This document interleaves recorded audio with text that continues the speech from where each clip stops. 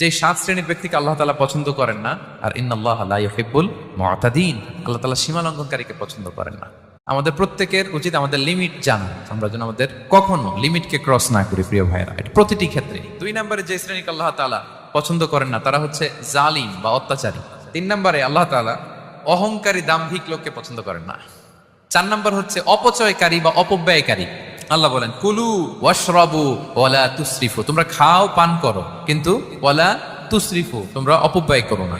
ইন্নাহু লা ইউহিব্বুল মুসরিফিন, আল্লাহ তাআলা অপব্যয়কারীকে পছন্দ করেন না।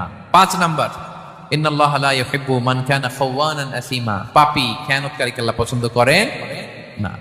6 নম্বরে হচ্ছে ফাসাদ সৃষ্টিকারী, বিশৃঙ্খলা সৃষ্টিকারী। সমাজে যারা বিশৃঙ্খলা সৃষ্টি করে তাদেরকে আল্লাহ পছন্দ করেন না। আল্লাহ বলেন ইন্নাল্লাহা লা ইউহিব্বুল মুফসিদিন, আল্লাহ তাআলা ফাসাদ সৃষ্টিকারীদেরকে কখনো পছন্দ করেন না। সব শেষ হচ্ছে মন্দ কথার প্রচারক আমার ভাইয়েরা।